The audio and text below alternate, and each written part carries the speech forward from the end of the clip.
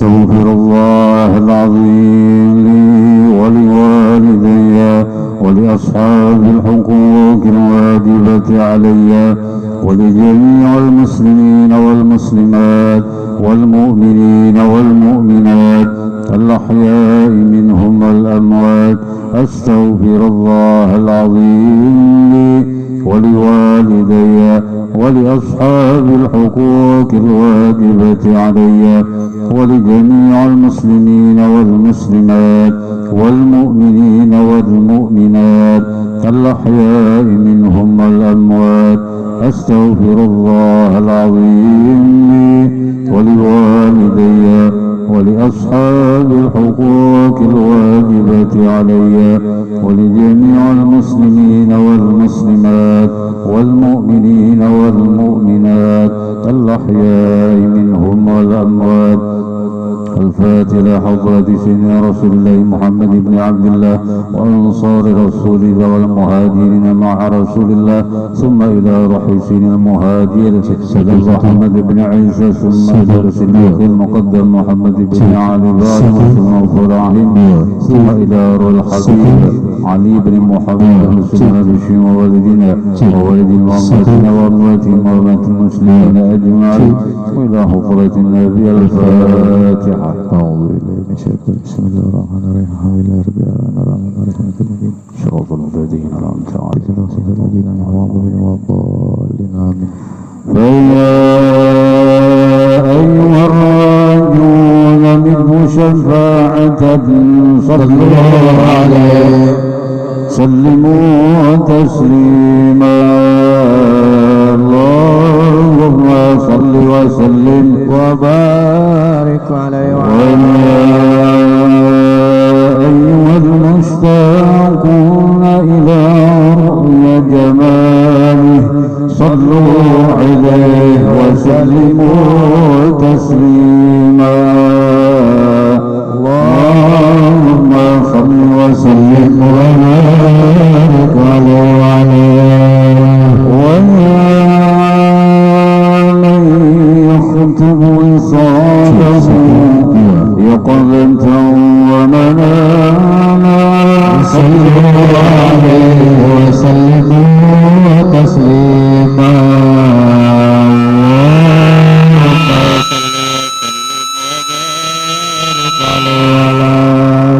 الجنة ونعيمها سعد لمن يصلي ويسلم ويبارك عليه. اللهم صل وسلم وبارك عليه وعلى يا رب صل على محمد ما لح في الوقف نور كوكب. يا رب صل على محمد يا ربي صل عليه وسلم. يا ربي صل على محمد الفاتح الخاتم المقرب. يا ربي صل على محمد يا ربي صل عليه وسلم. يا ربي صل على محمد المصطفى المجتبى المحبب. يا ربي صل على محمد صل عليه وسلم. يا ربي صل على محمد ما لح بدر وغاب غيهاب. يا ربي صل على محمد يا ربي صل عليه وسلم. يا ربي صل على محمد ما زاغت العيش بطن سبساب. يا ربي صل على محمد يا ربي صل عليه وسلم. يا ربي صل على محمد وكل من للحبيب ينساب. يا ربي صل على محمد يا ربي صل عليه وسلم يا ربي صل على محمد واغفر وسامح من كان أذنب يا ربي صل على محمد يا ربي صل عليه وسلم يا ربي صل على محمد واسلك بنا ربي خير مذهب يا ربي صل على محمد يا ربي صل عليه وسلم يا ربي صل على محمد عفو وسهل ما قد تصعب يا ربي صل على محمد يا رب صل عليه وسلم يا ربي صل على محمد أعلى البرايا جاها وأرحاب يا ربي صل على محمد يا رب صل عليه وسلم يا ربي صل على محمد خير الورى منهجا وأصواب يا ربي صل على محمد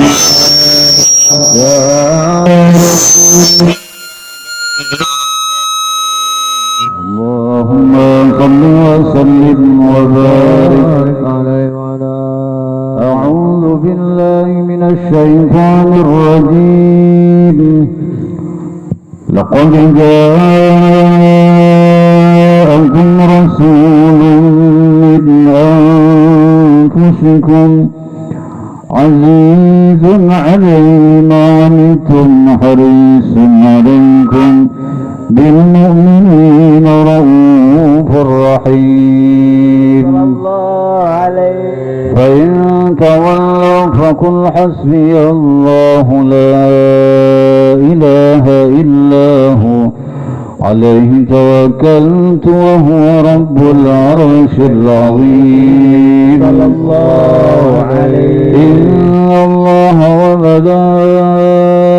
وملائكته يصلون على النبي يا أيها الذين آمنوا صلوا عليه وسلموا تسليما اللهم صل وسلم وبارك عليه وعلى آله ليلا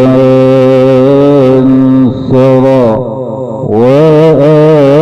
وأما ليلا سرى وأما بالآن بالمرضية بالآن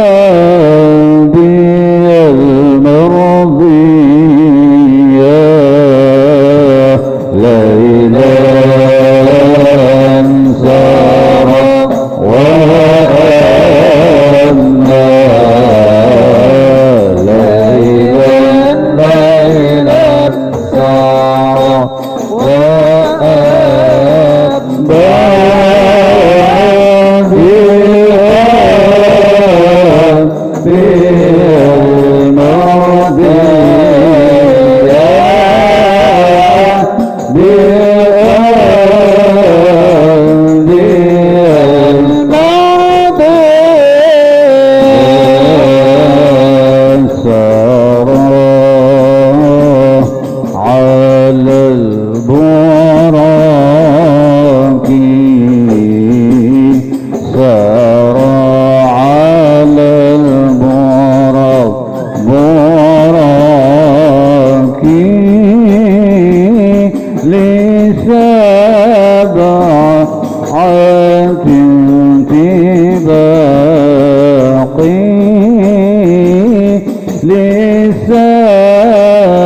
لسبعة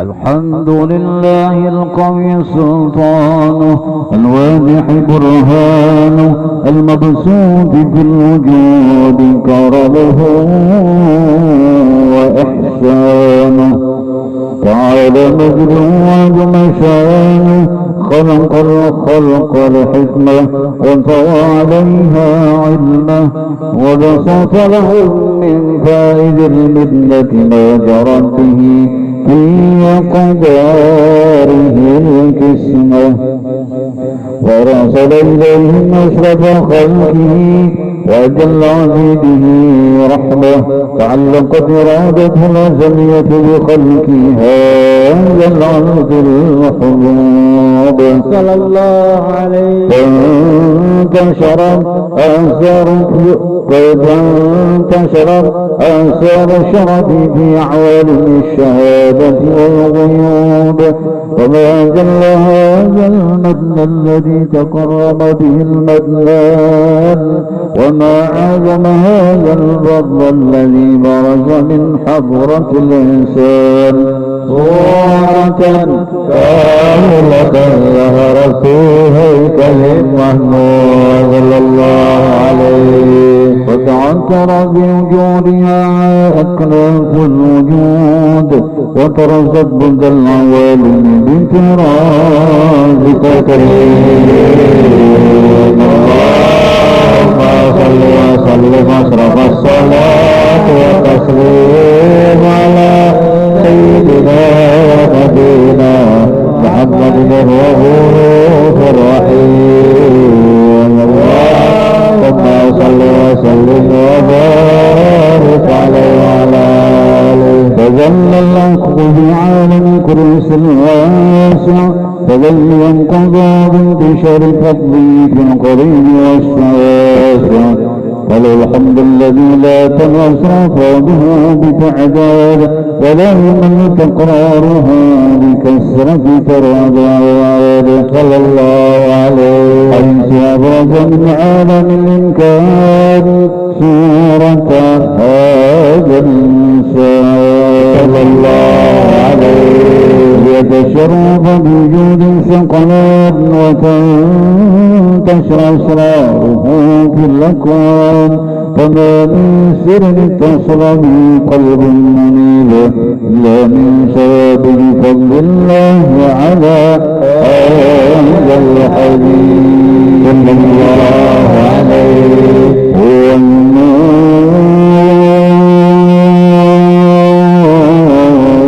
النور يهدي الحائرين ضياءه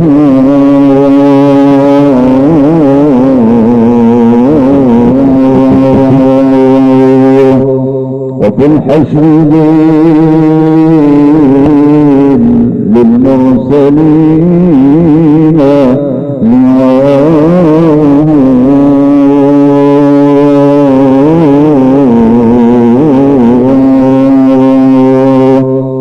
تلقى من الغيب المجرد حكمة بها ترى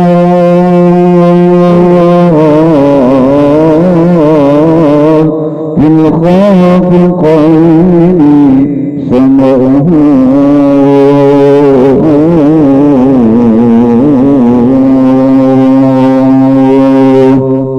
هيا مازحا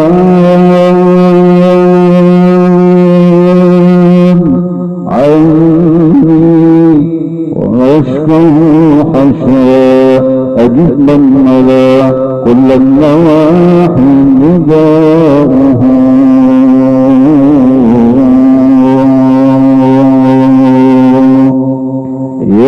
يهدينا عادل عدنا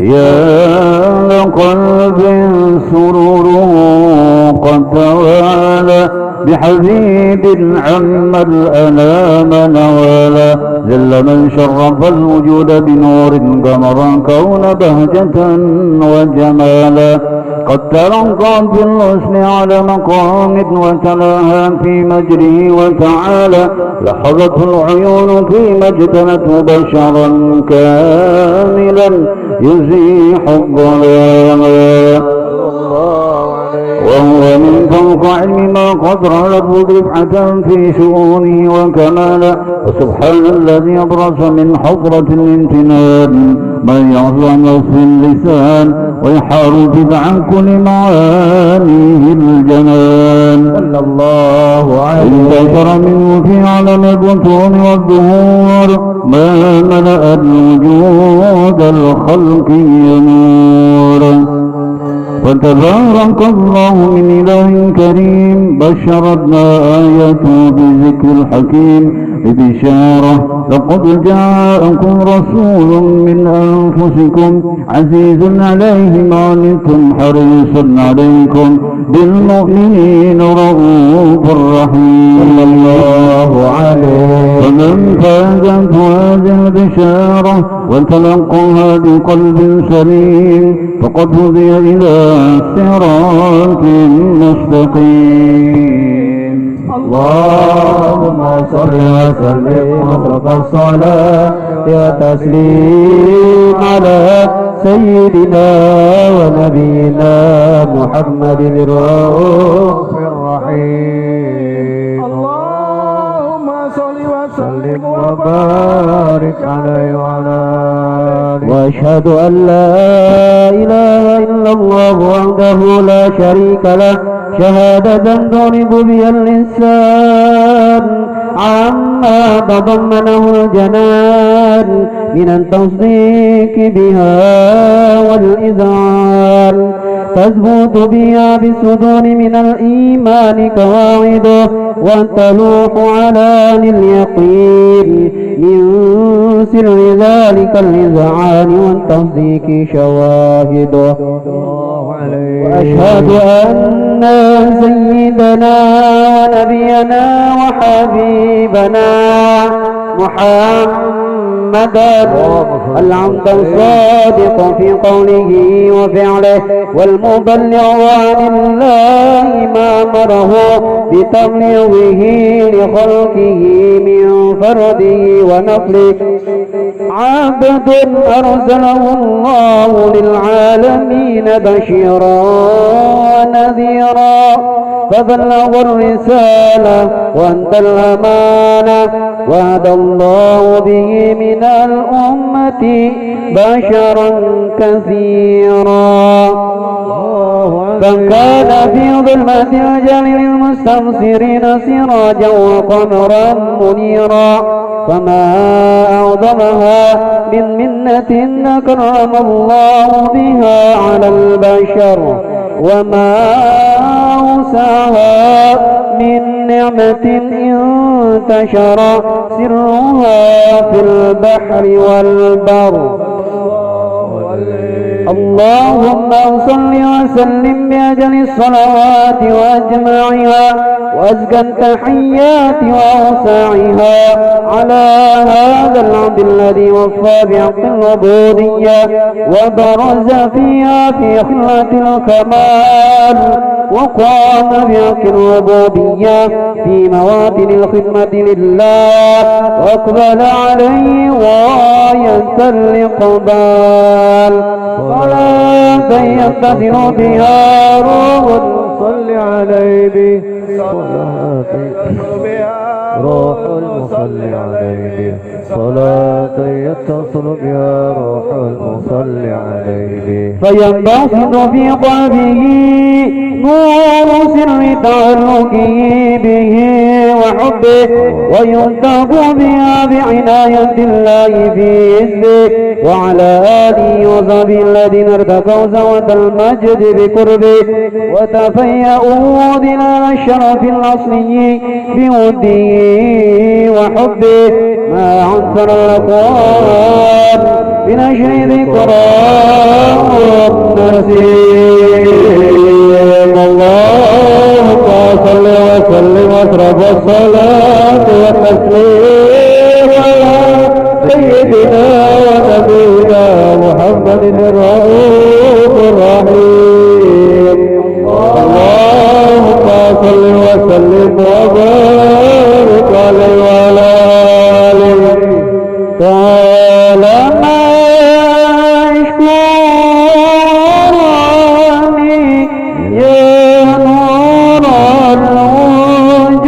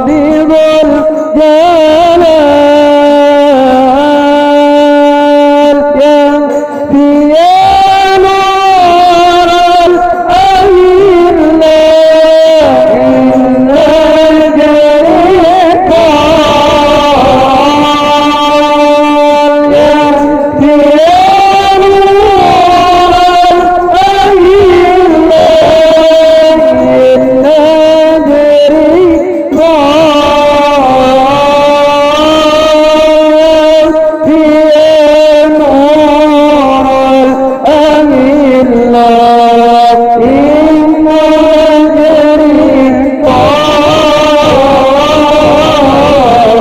سيدي والعمر والله يقدر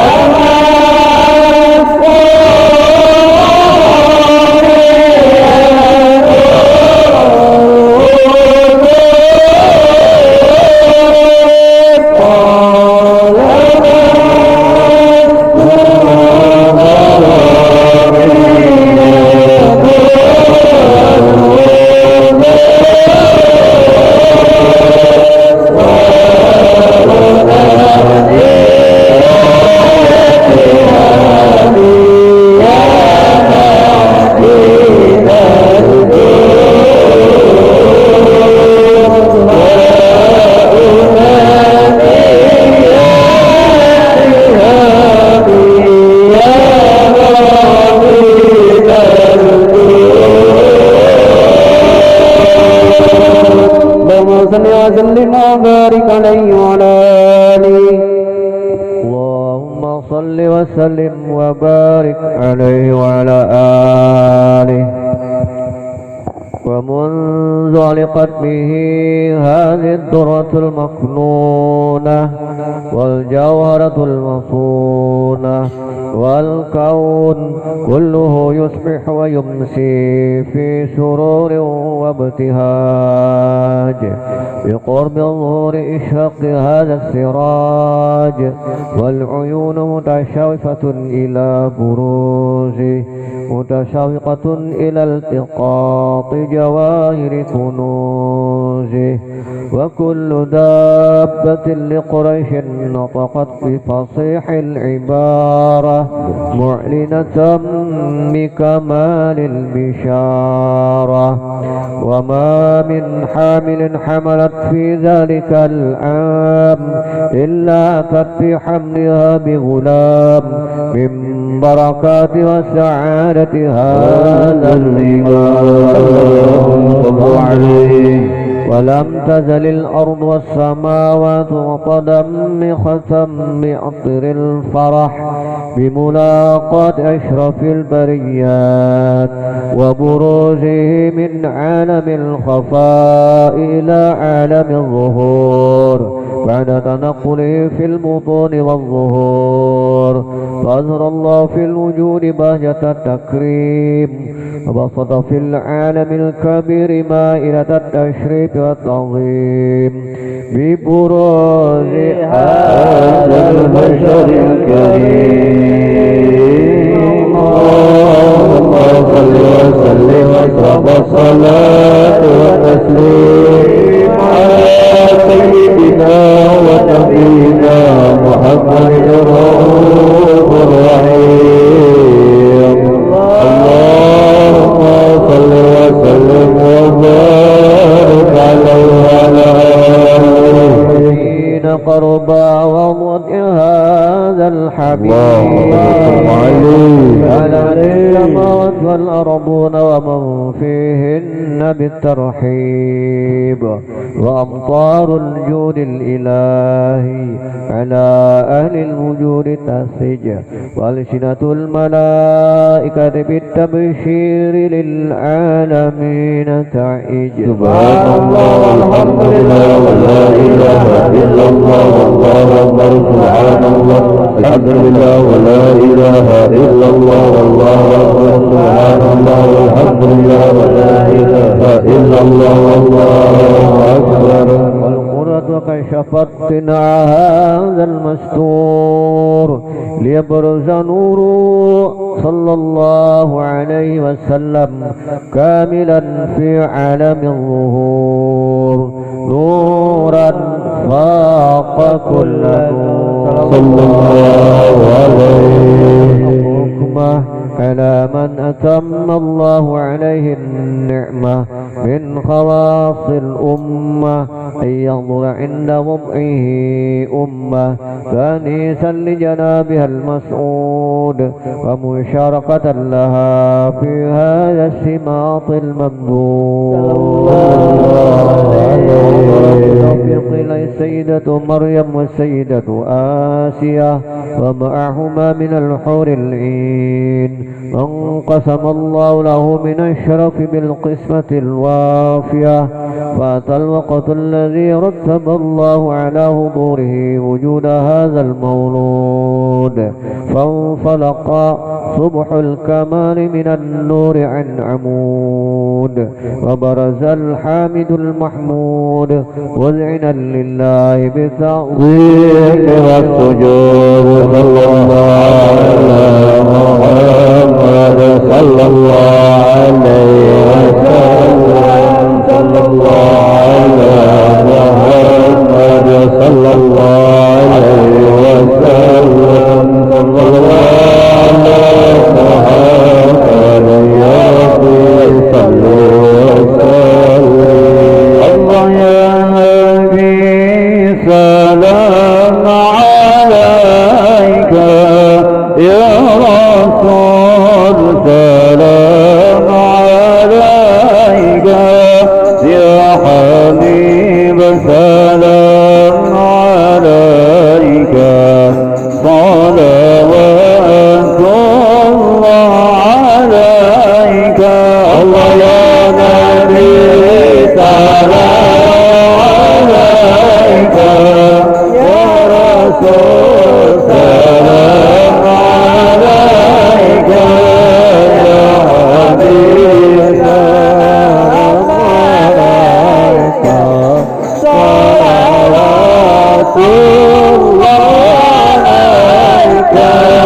أشرق الكون بابتهاجا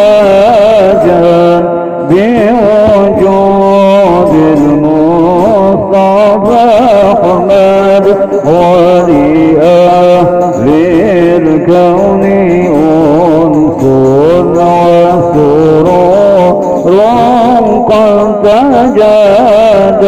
الله يا نبي سلام عليك، يا رسول سلام عليك، يا حبيب سلام عليك، صلوات الله عليك. فاقربوا يا المثاني فهزار اليمن غرا، واستضيفوا بجمال بقى في الحسن تفرد. الله يا نبي سلام عليك، يا رسول سلام عليك، يا حبيب سلام عليك، صلوات الله عليك.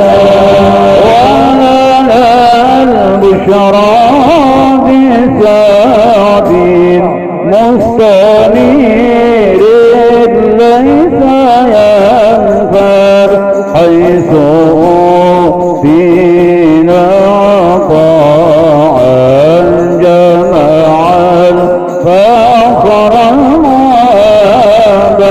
الله يا نبي سلام عليك، يا رسول سلام عليك، يا حبيب سلام عليك، صلوات الله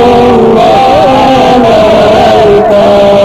من يرى بكل حمد جل يحصاه إذا حبانا لوجود المصطفى هادي محمد. يا نبي سلام عليك، يا رسول سلام عليك، يا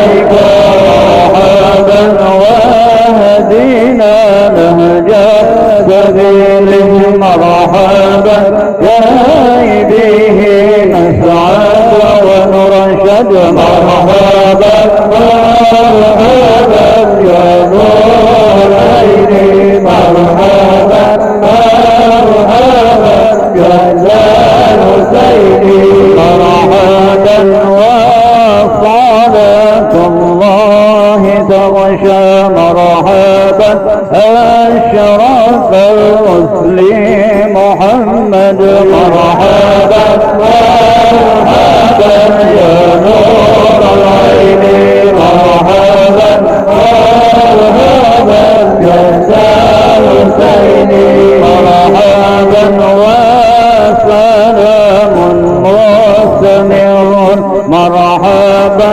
كل حين يتجدد مرحبا مرحبا يا نور العين مرحبا مرحبا يا زال سيدي اللهم صل وسلم وبارك عليه وعلى آله اللهم صل وسلم وبارك عليه وعلى آله ولقد اتصف صلى الله عليه وسلم من محاسن الأخلاق بما تضيق عن كتابته بطون الأوراق كان حبيبنا صلى الله عليه وسلم أحسن الناس خلقا وخلقا وأولهم إلى مكارم الأخلاق سبقا وأوسعهم بالمؤمنين حلما ورفقا برا رؤوفا لا يقول ولا يفعل إلا معروفا له الخلق السل واللفظ المحتوي على معنى الجزل إذا دعاه المسكين وأجابه إجابة معجلة صلى الله عليه وهو له الشفيق الرحيم باليتيم والأرملة وله مع سهولة أخلاق الهيبة القوية التي ترتعد منها فرائس الأقوياء من البرية ومن نصر به تعطرت الطرق والمنازل وفي عرف ذكره فطيبت المجالس والمحافل فهو صلى الله عليه وسلم جامع الصفات الكمالية والمنفرد في خلقه وخلقه بأشرف خصوصية وما من خلق في البرية محمود إلا وهو متلقى عن زين الوجود الله عليه أجملت في وصف الحبيب وشانه وله العلا في مجده ومكانه أنصاف عز قد على مجدها أخرجت على نجم السهى بعنانه صلى الله عليه وقد انبسط القلم في تدوين ما أفاده العلم من وقاع مولد النبي الكريم حكاية ما أكرم الله به هذا العبد المقرب من التكريم والتعظيم والخلق العظيم صلى الله عليه وحسن مني أن أمسك عنة الأقلام في هذا المقام وأقرأ السلام على سيد الأنام السلام عليك أيها النبي ورحمة الله وبركاته السلام عليك أيها النبي ورحمة الله وبركاته السلام عليك أيها النبي ورحمة الله وبركاته وبذلك يحسن الختم كما يحسن التقديم فعليه أفضل الصلاة والتسليم. اللهم صل وسلم أشرف الصلاة والتسليم على سيدنا ونبينا محمد الرؤوف الرحيم. اللهم صل وسلم وبارك عليه وعلى آله.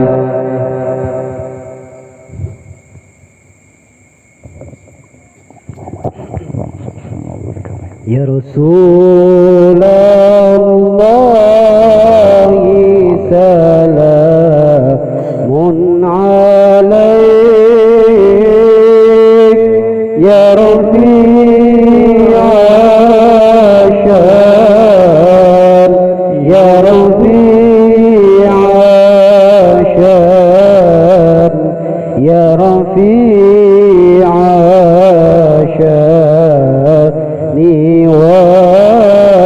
والدرج يا رسول الله سلام عليك يا رفيع الشان يا رفيع الشان يا رفيع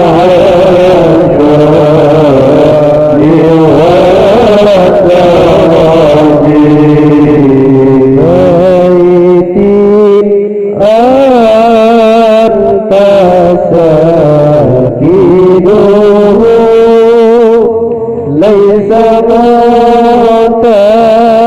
منتجا ليس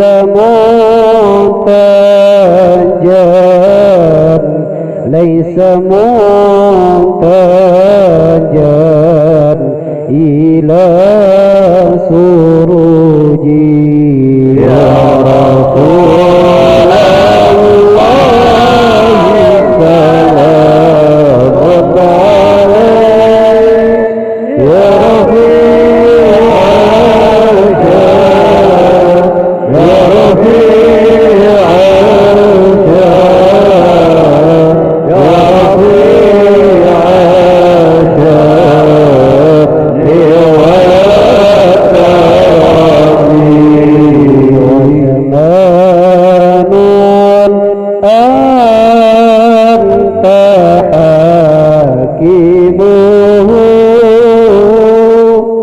زلما فيه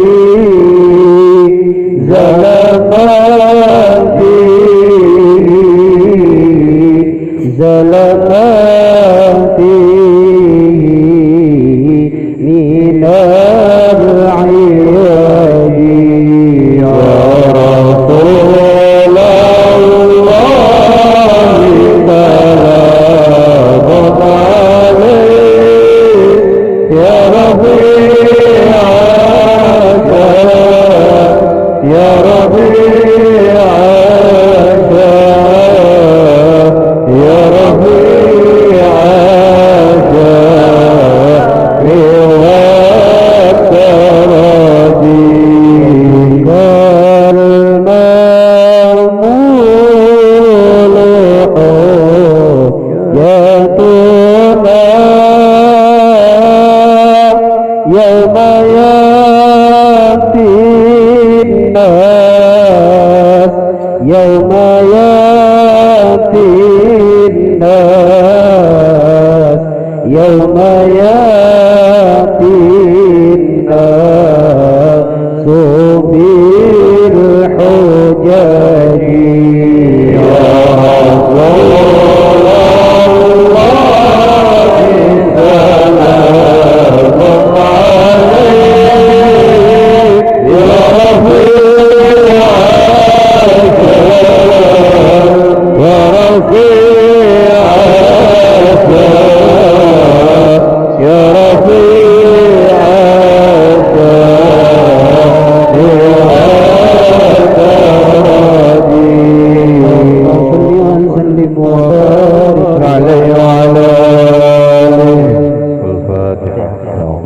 الشيطان الرجيم. بسم الله الرحمن الرحيم. الحمد لله رب العالمين الرحمن الرحيم مالك يوم الدين غير المغضوب عليهم ولا الضالين آمين. بسم الله الرحمن الرحيم. الحمد لله رب العالمين، والصلاة والسلام على أشرف الأنبياء والمرسلين سيدنا وحبيبنا وشفيعنا ومولانا محمد وعلى آله وصحبه أجمعين. سبحانك لا علم لنا إلا ما علمتنا إنك أنت العليم الحكيم، ولا حول ولا قوة إلا بالله العلي العظيم. رب اشرح لي صدري ويسر لي امري واحلل عقدة من لساني يفقهوا قولي ونفعنا به وبعلومه في الدارين امين. اما بعد.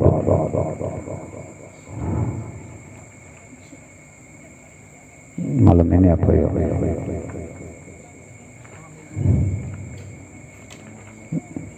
Kelanjutan minggu semalam. Sabar. Sabar itu semalam ada 3 tingkatan. Atau semalam tingkatannya. Ingatlah. Bila kada ingat berarti memang Allah belum mengingatkan dia gitu kelak. Sabar di dalam kitab Hidayatus Salikin ada 3 tingkatan. Artinya prakteknya itu ada 3 yang harus digawi, hanyar atau syukur ke sabar semalam. Sabarlah. Syukur sudah gitu sama sabar itu ditetek dahulu. Sabar, syukur. Karena hanya masuk ikhlas lawan sidik kok semalam itu masalah syukur. Sabar sudah terdahulu. Orang yang bersyukur itu ada 3 tingkatan yang harus digawinya. Jadi pertama itu semalam apa? Ilmu. Yang kedua hal. Yang ketiga adalah ingat yang ketiganya barang. Yang pertama ilmu, yang kedua halun, yang ketiga amal. Nyaman itu dihafal 3 buting. Takutnya sebuting pulang. Jadi bila orang nang bersyukur itu satu ilmu itu maksudnya orang ini tahu pinando bahwa segala nikmat itu Allah nang memberi. Pinando tahu orang ngarannya ilmu itu artinya orang nang tahu. Kita bisa membaca alif ba ta itu ilmu ngarannya. Ilmu sudah daisi sudah ilmu diberi Allah. Apalagi sampai kau membaca Al-Qur'an luar biasa lancarnya itu ilmu juga. Kemudian belajar lagi mengaji belagu kan orang mengajinya tuh benada belagu karena mau belajar bubuan kori-kori karena ada jawab ada nang macam-macam telah belajarnya mulai bismillahnya nadanya lagi apa itu lanjutan tingkatnya supaya membagusi bunyi Al-Quran. Tapi ingatkan bila inya belagu Al-Quran itu jangan sampai maulah tajwid hilang ataupun yang hendap jadi panjang, yang panjang jadi hendap kata kawat. Lagunya itu ada tata caranya juga. Jangan asal-asalan. Bismillahirrahmanirrahim. Itu salah satu bagusnya suara aja. Bila pinandu dalam akidah suara bagus, suara kada bagus Allah menentukan. Bila ada nang besi suara nang kayak ditarik minta rela kayak ditarik orang di apa dibuntut sapi aja takut ciak, jangan minder. Untung juga suara bagus saja tuh, semua bagus. Apabila ada nang kata tapi kau bersyair, jangan dipaksa aja. Bersyair bihimat suara kada bagus. Umpat juga tapi mendabling aja. Nah gitu. Insya Allah sama aja pahalanya. Bagus kah kada bagus kah suara. Orang qari itu malah bahaya ya. Karena kalau bangga dengan suaranya, bangga dengan ilmunya itu di neraka. Itu Tut kias adalah orang kori suara nang bisi suara nang bagus. Apalagi kena orang-orang yang merasa alim ataupun orang-orang yang merasa lebih tinggi daripada orang lain ataupun merasa lebih segalanya daripada yang lain, itu bahaya. Andakannya memberasi ini itu kada lain kada bukan di neraka. Itu andakan Allah kada adilkah? Adil Allah Ta'ala itu. Kalau misalnya kada di neraka, gesan apa orang yang beribadah untuk minta ridha Allah, kasihan. Jadi harus ada timbalannya. Bila orang berbuat baik, diandaki Allah lah di surga. Bila orang yang berbuat jahat, diandak di neraka. Itu ngarannya adil. Kalau nya kada di neraka malah kada adil. Kasihannya jadi siksa di situ. Adilnya Allah itu ketika ada ujian. Ketahuan Allah itu adil ketika ada pasangan. Bila orang kada berpasangan kada adil. Kada adil Allah bila kada dipasangkan. Contoh pian. Lawas miskin, lawas kada berduit. Kalau kada dipasangkan lawan sugih, kasihan miskin selawasan. Artinya takdirnya ketika miskinnya harus kada kawas. Nya harus berpasangan. Jadi ketika kena menangis, kena ada bahagianya. Makanya beban orang ulama baharin atau sob ketika inya tuntung makan, sidin merasa sedih karena Allah itu pasti mandak ketika merasa kenyang di dalam parut, itu sesudahnya pasti lapar, mungkin kenyang terus. Ketika diandaki ujian menangis banyu mata keluar dari mata, itu beban orang nama amalkannya mutasawuf malah bahagia karena ketika ujian ini datang pasti ada kena jalan keluarnya. Kada mungkin sampai seumuran dapat ujian, ada jalan keluarnya. Gitu rata-rata hanya berpasangan dari. Kada mungkin kada berpasangan, ada tangis, ada tawa, ada orang pemandir, ada nang pendiam, ada nang diberi Allah alim benar, ada nang ada nang diandaki tinggi awak, ada nang rendah, ada nang putih, ada nang hirang. Seberatan diandaki Allah. Kalau kadeda nang hirang, minta rela mohon maaf nang bisi awak putih, kadeda sambutan putih. Jadi terima kasih loh orang bisi awak hirang. Nah itu. Kalau kadeda di dunia ini diandaki Allah orang nang kada tapi diisi Allah akal nang sehat, kada kawa kita memilah ini orang nang sehat. Kalau kada diandaki Allah nang namanya garing, kada tahu namanya sehat. Sehat berata nama nang garing kada tahu, ataupun garing berata nama nasihat kada tahu. Jadi Allah tu adil dengan pasangan-pasangan masing-masing. Segala asbab musabab di dunia itu Allah adil. Kita benar rajin kada merasa adil, kita nang merasa Allah itu kada adil dengan kita. Nah, jadi bilanya orang nang bersyukur itu satu pinandu bahwa Allah Ta'ala nang memberi segalanya nikmat apa aja, itu Allah nang Ta'ala memberinya. Kalaupun kena kita dapat rezeki itu dari manusia, itu cuman sebab. Terus malam sebab, cuman asbab saja. Kau makan misalnya besaruan, rezekinya di tetangga, itu sebab kawan rezeki kita di tetangga. Bahulan kan misalnya lah, kita makan daging setahun karena makan daging sapi itu timbul bahulan, makan dari itu rezeki nang bandak di tetangga. Tapi itu rezeki siapa? Rezeki kita masing-masing. Bila inya kada datang haulan bang, berarti kada rezekinya. Itu kada rezekinya. Mungkin pian rancak aja nama namui hendak menyuap nasinya tergugur pada muntung, belum sampai ke muntung, kada rezekinya tadi, kada rezekinya. Ada nah hendak menghirup kopi, terbalik kopinya. Nah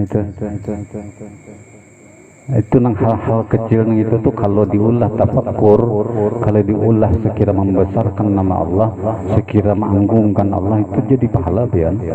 Sepele benar gawirnya, tapi semuanya itu dibolehkan keampunnya kuasa Allah itu luar biasa. Makanya ibadah dalam batin itu hitungannya ngalih pian menghitung. Sedikit bertafakkur lawan Allah ganal benar pahalanya. Tapi kalau kita ibadah zahir, ini asli minta maaf maaf, jangan salah paham, bukan merendahkan ibadah luar lah kadar, tapi nyamannya orang nang beribadah dalam batin itu luar biasa, hendak memutiki namanya ridho Allah Ta'ala tuh nyaman banget, hendak memutiki ibadahnya lewat hati. Kalau luar itu berpraktek di luar, berhitung bilanya sembahyang berapa rakaat pahalanya segini, kayak kita mengaji Quran bila satu ayat yang wudu pahalanya segini, bila satu huruf yang wudu pahala di sini, bila nang kada wudu segini pahalanya. Baca Quran itu lebih lebihan wudu beda, kebaikannya dapat lawan nang kada wudu, jadi kada sama. Bila kita mazhab Syafi'i, wajib hukumnya membaca Quran dan menjapai Quran ini wudu. Tapi bila pian membaca aja tanpa berquran berjapai itu kada apa-apa. Tapi mazhab Syafi'i bila sudah mengangkat mushaf, menjapai mushaf, kemudian membaca itu wajib hukumnya wudu, menjapainya lah, menjapainya wajib wudu. Kemudian bilanya kada hendak wudu aja, ada orang pakai kain, pakai sejadah kata bangkat di sini. Ulun menyambut begitu, hukumnya memang ada, tapi kita ini terlalu pemalar benar wudu. Amun Al-Quran hendak gugur bang, bolehlah kada wudu, boleh. Ataupun kebakaran ada Al-Quran, ambil aja Al-Quran pada bapak. Jangan misalnya saling menunggu wudu, sedang habis sudah dibakar api. Wudu dulu aja, kada boleh kada wudu menjapai Quran. Bilanya darurat itu boleh, Al-Quran itu dijapai boleh. Minta rela lah, sampai bini orang pun boleh pian panggul. Kalaupun darurat, tapi jangan diulah jadi darurat. Minta rela, artinya lain muhrim kita, tapi haratan darurat begitu, itu hukumnya boleh, silahkan, ada apa-apa. Tapi cukup di situ aja lah, jangan panggul lagi ke sana pulang. Sudah cukup mengalihkan kebaik aja. Ya, kadang-kadang mencari kesempatan kah? Mencari kesempatan. Hukum-hukum darurat begitu tuh boleh ketika terjadi gitu. Itu hal-hal fikih gitu tuh. Dirulun kenapa dulu jangan hendak menyepelekan hukum-hukum syariat fikih. Kenapa nah? Kalau kita alur fikih itu siapa yang maulah? Para ulama aja. Ulama ini dapat fikih, aturan-aturan fikih itu dari mana? Dari Rasulullah. Rasulullah itu jadi wani menyambat hukumnya ini, hukum ini dari siapa? Dari wahyu Jibril. Jibril yang menyampaikan. Jibril itu siapa nang tukang suruh? Allah. Berarti syariat pun Allah yang tukang ulah. Jadi jangan hendak menyepelekan syariat. Tidak boleh menyepelekan syariat. Seapa ada syariat itu orang kada berhakikat, jadi napa-napa aja. Kada, jangan. Sama aja berarti menyepelekan Allah bila menyepelekan syariat. Pun kebalikannya, bila ada orang syirat menyepelekan hakikat itu sama, karena kedua ilmu itu Allah asal muasalnya dari Rasulullah. Jadi asal muasalnya dari Rasulullah. Rasulullah siapa nang tukang bari? Ya Allah. Itu jangan berkelahian di masalah hukum syariat ataupun hakikat. Keduanya sama digawi. Itu sabarlah. Jadi kalau dimuntung kita, cara mensyukurinya dengan lapas itu berucap alhamdulillah. Jadi segala ada nikmat nang datang bersyukur alhamdulillah, itu lapas muntung. Kemudian praktek mengamalkannya nanti apa? Orang yang bersyukur itu pasti menjaga semua nikmat nang diberi Allah, dijaga. Beda akan menjaga nikmat Allah nang di batang tubuh dengan merubah nikmat Allah nang di batang tubuh. Hati-hati itu. Kalau menjaga tatap bentuknya seperti itu tapi dipelihara. Kalau merubah bentuk A dijadikan C. Itu kada kawa. Bentuk A dijadikan C. Itu kada kawa. Merubah batang tubuh, hati-hati. nyaman banget sudah besi senjata ditatap diubah jadi bebinian anda apa hukumnya kada usah ditakun lagi kada boleh selesai haram hukumnya kada usah ditakun-takun lagi mencari dalil-dalil kada usah lagi nyata kada boleh kalau kada darurat lah. Nah kalau darurat misal jalan semalam orang ini berisi alamat kelamin itu berisi dua khunsa dari berisi kelamin dua, ada kelamin lalakian, ada kelamin bebinian. Ini kan tetap jadi hati juga dulu. Fungsi bekamihnya di mana keluar di alat kelamin lalakian kah? Berarti lalakian. Kuitannya mengarahkanlah ke sifat lalakian.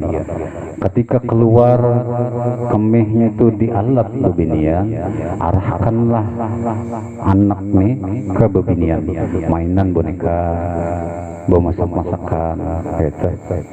Kemudian kena pulang ada duanya kawa keluar kaminya, nanti apa? Lihati sifat kelakuannya ketika tumbuh-tumbuh. Bila arahnya ini ketujuh boneka, berarti ke bebinian. Bila arahnya ketujuh kelakian, berarti lakian. Zaman wah ini nyaman. Apabila nyebisi rahim, fungsi kelaminnya dua fungsi, kawa kedua-duanya normal, berarti binian. Rahim ada, karena lelakian karena mungkin ada rahim. Nah gitu sudah. Ganalnya kena dua kelaminnya ini sama-sama beganal dewasa kena ini bisa dipotong salah satunya dihilangkan ketika mulah darurat. Maaf mulah darurat ini inya nih jadi bebinian sudah. Tapi biasa senjata alat kelamin lakian di bawahnya misalnya kawin kalau cageran ini darurat cager lawan laki kena berdaruratan artinya bertangkis lawan nang laki nih buang itu nang boleh membuang. Nah itu silahkan potong aja kada apa-apa zamannya doang. Tapi kalau kada darurat kada apa-apa kada sah. Misalnya lakian tapi bisa kelamin bebinian timbul nang laki nang bini takajut atau apa misalnya pokoknya bila sudah darurat itu silahkan dihilangkan salah satu kelaminnya.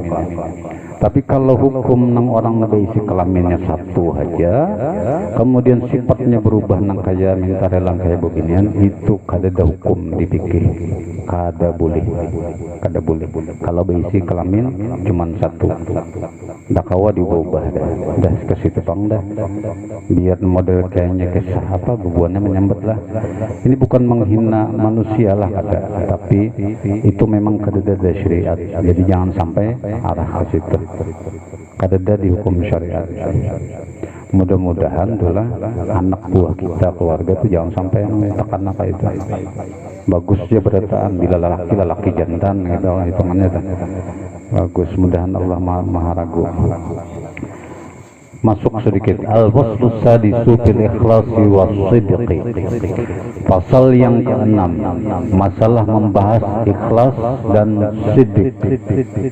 Lain namang sidq sidqi sidqun so dal qaf 3 huruf sidqun orang selalu bepandir dengan jujur kada hendak berdusta jujur terus bepandir. Apabila ditakuni orang dipadahkan sidin seadanya sidin yang tahu bekambang kada baulah napa-napa kada. Bila ditakuni orang tahunya bahwa apal itu sidin melihat sebiji aja orang tetap enggih ulah melihat sebiji kada berkembang yang lain-lain kada berhubungan yang lain-lain itu orang nang jujur seada sidin yang tahu. Bermula yang ke-6 pada menyatakan ikhlas dan benar. Benar itu maksudnya orang selalu berkata jujur. Adapun ikhlas dan sidq itu maka yaitu sifat yang kepujian yang dipuji oleh syara dan tiada diterima oleh Allah Ta'ala itu ibadah seorang melainkan dengan ikhlas. Nah ini ilmu nang orang sudah tahu tapi ngalih mempraktekannya. Apa haja ibadah, apa haja ibadah zahir kita ataupun ibadah batin kita nang tujuannya kada karena Allah Ta'ala, kada ikhlas, berarti Allah kada menerima ibadahnya tadi. Itu nang paling kanan tuh di masalah syariat. Beribadah tapi kada ikhlas karena Allah Ta'ala. Nang kadang itu menjawabnya gini, kenapa setiap syariat itu selalu disuruh lillahi ta'ala, kada lil zauji atau lil sahabah atau li ummi, kada karena kuitan, karena dingsanak, karena bini, karena anak, kada. Ibadah itu seberatan lillahi ta'ala. Jadi kuncinya apabila ibadah itu bepadah lillahi ta'ala tapi dalam hatinya kada lillahi ta'ala, kada diterima ibadahnya. Jadi kunci ibadah itu diterima ikhlas. Ikhlas itu apa? Tadi panggil lillahi ta'ala tanpa embel-embel.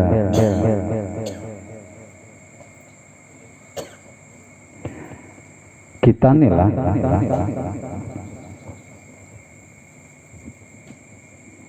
makanya junlah setiap kita habis majelis tulun selalu berdoa, ya Allah mudahan kita ini Rasulullah itu mengakui bahwa kita ini umat sidin. Kada kita nang aku nang bahaya itu loh. Kita ini kisah iya benar mencintai Rasulullah, tapi umbahnya kena bertemuan ikam sidin dan umatku itu nang sakit hati benar. Jadi doa itu napa mudah-mudahan kita nih seberataan diakui Rasulullah umat sidin.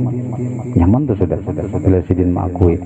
Jangan kita nang aku nya ada jalan nang aku terus siapa nang apa kepala DPR nang di Banjar itu kawan mulai bahari itu seperantang seperuntung samok seliur lawan aku aja sekali tetamu pinandugin kada sidin lawan seorang siapa ikam aja. Nah itu aku hati-hati benar lah mengakui bahwa bekawan, mengakui bahwa pian Rasul ulun ya. Tapi ketika tetamu kena Rasulullah kada mengakui kita, harus sakit hati benar tuh kita supaya diakui oleh Rasulullah nanti apa. Kita baiki sedikit. Salawat itu pada dasarnya pian kada ingat pun jadi pahala. Pian berucap tanpa ada ingat dalam hati cinta dengan Rasulullah jadi pahala.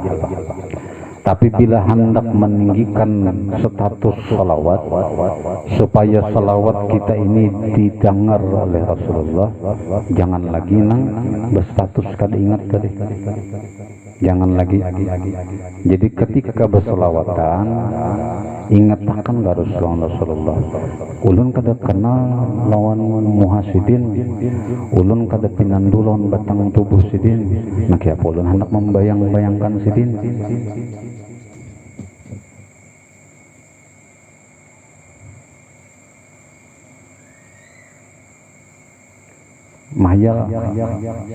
Mahayal di Rasulullah. Bolehlah mahayal orang nang kada pernah pian tetamu. Pian tahu namanya aja, kada tahu bentuk orangnya nang apa. Cuman diberi gambaran aja, mata orang nang dihayalnya nang kayak ini, rambut orang nang dimimpi itu nang kayak ini. Kemudian senyum orang nang dimimpi itu nang kayak ini. Mahayal ada dalam kepala. Boleh kada mahayal orang yang kada pernah kita ketemu tapi tahu orangnya ini sifatnya gini-gini ketika kita belajar boleh lah boleh mahayal orang yang kada pernah pian temui. Jadi bila hendak meninggi statusnya salawat itu, berselawat jangan lagi hendak karena pandangan orang lain.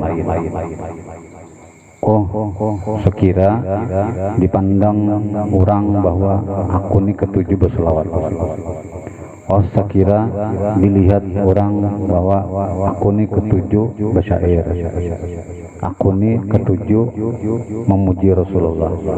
Apabila nang itu di dalam hati, salawat itu lapasnya jadi pahala, tapi kada ketemu lawan Rasulullah, kada fungsi akhirnya. Kenapa? Berselawat bujur tapi kada berisi ke Rasulullah. Nya selawat itu sebenarnya itu jelas. Biar kada diingat pun berselawat sambil berabah aja mahayal yang lain itu jadi pahala. Selawat itu seberatan. Tapi kalau zikir, biar harus mulai hati bujur. Hanyar berfungsi zikir tadi. Kalau selawat sambil bermainan aja, biar berselawat itu jadi pahala. Tapi sekira Rasulullah kena mengakui kita, jangan berselawat marga orang lain gitu. Kenapa? Berselawat karena dasar hendak sekira Rasulullah ridho kita, senang lawan kita, maka kita jadi Muhammad, jadi nabi umat sidin, sudah cukup di situ gitu. Dosa nang berselawat nang marga siapa lagi itu dosa. Tapi kalau kekanakan lagi nyarami-raminya berselawat, kenapa? Karena rami, wajar. Rami jaban itu buat berterbangan itu jangan apa-apa. Itu jangan karasi langsung manu itu jangan, tetap aja raminya tuh penting dulu. Karena kalau sudah ke atas kita nang sudah Tuhan nih belain sedikit pada nang anum selawatnya. Mungkin ada mendengar juga karena salawat mudawamah jadi kita salawat mudawamah tanpa lisan lagi salawat. Kalau ulama ada yang menafsirkan yang paling gampang itu salawat mudawamah itu adalah setiap gawian kita, perbuatan kita nang zahir ini mengumpati apa nang disunahkan oleh Rasulullah. Itu salawat mudawamah itu nang paling gampang nang zahirnya kan. Apa aja nang digawe Rasulullah empat menggawi. Misalnya tekan nabi isi jenggot berniat mengumpati Rasulullah berjenggot, silahkan. Kemudian kada isi jenggot jangan dipaksa berjenggot, sudah ambil sunnah nang lain. Nah gitu. Orang nang mudawamah salawat dengan Rasulullah itu mengadakan dalam batang tubuhnya akhlak Rasulullah berataan. Nah kita mengadakan senyum sidin, bepandir sidin dengan orang Islam kah, orang nang benci lawan sidin kah, orang nang kada baik lawan sidin kah, tetap lemah lembut, tetap nyaman didengar. Kasarnya bepandir lawan orang nang benci lawan kita pun lemah lembut. Nah bila kawan praktekan yang gitu soal berataan, sebagian ulama mengatakan itulah salawat mudawamah nang memuji Rasulullah dengan batang tubuh kita, kelakuan kita mengumpati Rasulullah nang kawa kita umpati. Jam berapa? Nah, lewat sudah 22:20. Dikasih itu gendala. Jadi masuk sedikit di ikhlas dan sedikit. Semalam sudah syukur, kemudian ikhlas. Ikhlas tadi apabila ba'amaliyah itu tanang harus dasar bujur karena Allah, itu ikhlas ringkasnya gitu. Jadi bila di hati kita pian membaca Quran karena bini kada kawa, kemudian membaca Quran karena segala didengar orang kada kawa. Pokoknya semua ibadah itu lillahi ta'ala, mulai hatinya kada mulai muntung, kada mulai hatinya bujur-bujur lillahi ta'ala. Kada peduli manusia mendengar kah, kada tahu kah, kada kah. Ketika pian sholat tahajud tengah malam misalnya 12 rakaat, kada usah harus menggandah tetangga berkuciak, woi ulun tahajud, kada perlu, cukup diri sendiri. Nah itu ngarannya lillahi ta'ala. Bini pun kada tahu, anak pun kada tahu, timbul mengaruhnya jadi higa pada orang nampak senang tahajud. Kenapa? Bukan manusia yang kita hendak lillahi ta'alanya. Nah lillahi ta'ala itu berarti Allah aja sudah cukup tahu, dan selesai. Pandangan manusia biar kada apa-apa, tapi jangan diulah fitnah jalan manusia. Saya kira di fitnah harus hati-hatilah kita. Nanti ke situ dulu, wallahu a'lam bishawab. Ada yang bertakun?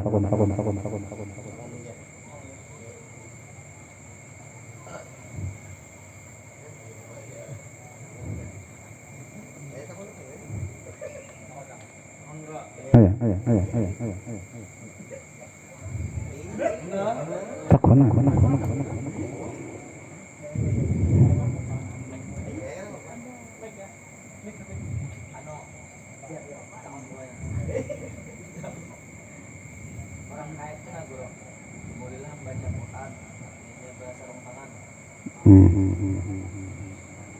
ya. Orang haid itu dilarang menjampai mushaf satu, kemudian dilarang membaca Quran. Ini dilarang baca Quran, dilarang ada sampai dilarang menyebut asma-asma Allah. Artinya semua, misalnya haratan haid, kemudian ini ada hafalan. Orang hafiz kan misalnya tahfiz, hafalannya belapas keluar pada mulutnya huruf-huruf di Al-Quran itu diharamkan. Tapi ketika ingin murajaah Quran, paham kan murajaah Quran itu? Murajaah Quran itu tanpa lapas dalam hati, kemudian Al-Quran pun berbuka, tapi dalam hatinya murajaah itu kada apa-apa. Tapi orang haid, dengan haid itu dibolehkan salawat. Itu anehnya, salawat ini orang haid pun boleh, dibolehkan bersalawat bagi orang haid. Tapi kalau ini mazhab beda-beda lah, mazhab beda-beda. Mazhab kita Imam Syafi'i, orang yang berbinin haid itu kada boleh sembahyang, itu jelas. Kada boleh dua laki bini, itu jangan. Silahkan bermainan di luar kalau bapak, tapi itu jangan, itu haram. Kemudian berurusan dengan Al-Quran, menjapai Quran kada boleh, membaca Quran kada boleh. Ketika dilapaskan nih untuk ada orang mazhab Syafi'i. Tapi kian kalau makin belajar di dalam mazhab Syafi'i ini pun ada ikhtilaf masalah membaca Quran. Ada yang dibolehkan membaca Quran di sini waktu haid, ketika memang satu tadi orang ini memang bebiniannya nang sudah rutinitas jadi amaliyah menghafal Quran, ataupun jadi wiritannya Quran tuh sehari sini. Ada yang membolehkan tapi tanpa mencapai Qurannya. Nah itu ada gitu nang ulama memboleh gitu. Jadi kalau ulun mumpati nang kada boleh membaca kada dulu, kemudian mencapai Quran pun kada. Tapi ini kena yang kada darurat lah. Ketika darurat itu silahkan, kayak tadi julun bebinian haid ataupun lakian tuntung bersetubuh lawan bini belum mandi kan kada boleh membaca Quran, mencapai Quran juga. Tapi ada kejadian misalnya kayak dari hendak gugur kah Quran atau apa, itu kada ada lagi hukum di situ. Itu silahkan, kada lagi istilah haram mencapai itu kada. Ataupun ini gugur Quran ke lantai, bodoh dulu pun ke dapur, Qurannya bandakan di lantai, dosa gitu, ambil langsung angkat, itu kada jadi dosa.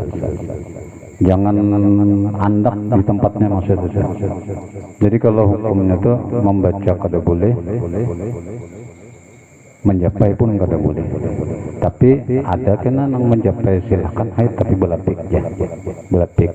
Ada kada langsung di mushafnya itu orang haid itu sampai rincinya begini ya. Ini ada masjid, kemudian rumah sidin di sini, banyu itu mau ambil ke sini. Orang bebinian nih harus melewati masjid, masuk ke masjid, mengambil banyu. Itu zaman bahari lah, zaman ini kan beleding masing-masing hukumnya. Jadi ketika ini banyu di sini, masuknya pertama itu kada apa-apa. Mengambil banyu, bebulik itu kada boleh. Saking rincinya tuh orang haid. Jadi masuk pertama membawa ember itu ada apa-apa, tapi sudah berbulik pulang arah ke sini bawa banyunya itu sudah dihukumkan kada boleh masjid. Kemudian bolehlah begana di masjid orang haid, lihat di batas suci masjid. Apabila ada pelataran yang di situ silahkan orang berduduk umum, itu kada apa-apa. Tapi bila ada teras masjid yang di situ dibatasi orang, oh di sini tempat orang sembahyang juga, di terasnya kan orang bersembahyang di situ, membaca Quran bisa juga di situ, berarti itu salah satu daripada lingkungan batas suci masjid. Tapi ketika ada kena teras yang spesial orang berabah kawa, hendak bawa makanan kau apa segala, beristirahat berbinin haid di situ kada apa-apa. Itu tergantung batas sucinya masjid kan bertambah tuh ke lain-lain. Banyak sebenarnya hukum-hukum orang haid ini banyak nang kada boleh gitu. Oh ya.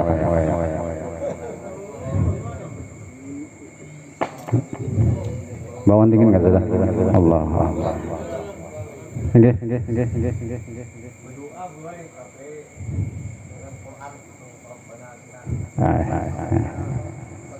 Iya. Anu orang berdoa tapi memakai daripada salah satu ayat Al-Quran itu tergantung qasatnya tadi. Apabila qasatnya niatnya itu memang itu dijadikan doa, jadilahnya doa. Tapi bila niat dalam hatinya ingin membaca Quran itu jadi salah satu ayat daripada Quran. Nah kita apabila dijadikan sidin doa kayak Rabbana atina fid dunya hasanah wa fil akhirati hasanah wa qina adzabannar itu kan ada di Al-Quran. Kalau qasat niat hatinya sidin membaca Quran itu kada. Bilanya qasat hati ini doa kada apa-apa. Silahkan kalau jadi doa. Sama begini contoh seperti pulang. Orang sembahyang, pemuda sembahyang ataupun orang tua sembahyang, Allahu Akbar, anaknya ada di samping, kemudian ada Quran di atas,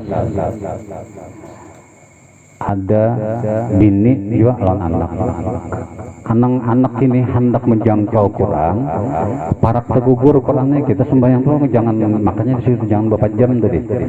Sembahyang tuh makruh berapa jam fungsinya nang itu besi ada kobra kah di hadapan berapa jam harus dipatok. Orang sembahyang tuh tetap sadar pada syariatnya. Nang tenggelam itu tuh hakikatnya kalau syariatnya tetap sadar dengan keadaan. Jadi cara menagur kekanakan nang hendak mengambil Quran tadi itu apa? Ada ayat khuzil